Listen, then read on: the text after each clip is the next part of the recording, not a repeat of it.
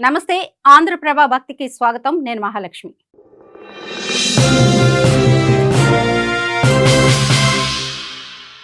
పూజలో ఆవు నెయ్యి విశిష్టత, దాని పవిత్రత, సాత్వికత, దైవత్వంతో సంబంధం కలిగి ఉంటుంది. ఇది దీపారాధన ద్వారా అజ్ఞానాన్ని తొలగించి జ్ఞానాన్ని, పాజిటివ్ ఎనర్జీని తెస్తుంది.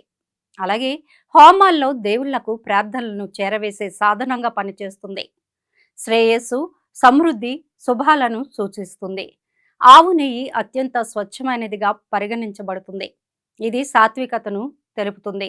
పూజలో వాడటం వల్ల దైవత్వాన్ని ఆకర్షిస్తుంది. నెయ్యి దీపం వెలిగించడం ద్వారా చీకటి తొలగిపోయి వెలుగు వస్తుందని, ఇది సానుకూల శక్తిని నింపుతుందని నమ్ముతారు. నెయ్యిని దేవతలకు సమర్పించే పవిత్రమైన నైవేద్యంగా భావిస్తారు. ఇది భక్తి, శ్రేయస్సు, సమృద్ధిని తెలుపుతుంది.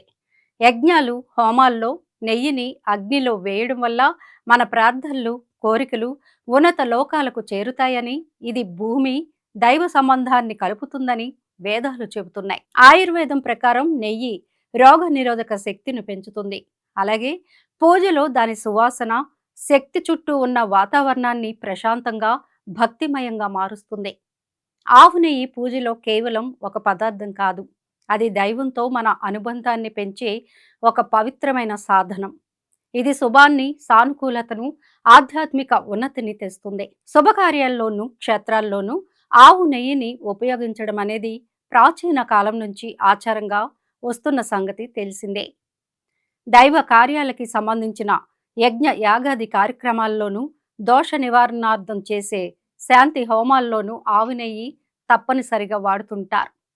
అలాగే దేవతలకి నివేదన చేసే వివిధ రకాల పదార్థాల్లోనూ ఆవు నెయ్యిని ఉపయోగిస్తుంటారు. దేవాలయాలకి సంబంధించిన విషయాల్లోనే కాదు, ఇంటికి సంబంధించిన పూజా కార్యక్రమాల్లోనూ ఆవు నెయ్యిని ఉపయోగించడమే శ్రేష్టం. దీపారాధనకు, నైవేద్యాలకు తప్పనిసరిగా ఆవు నెయ్యిని వినియోగించాలని పండితులు అంటున్నారు. అయితే గేదె నెయ్యిని మాత్రం ఎట్టి పరిస్థితుల్లోనూ శుభకార్యాలకు ఉపయోగించకూడదట. ఈ విధంగా చేయడం వల్ల అనేక దోషాలు అక్కున చేరుతాయని శాస్త్రం చెబుతోంది.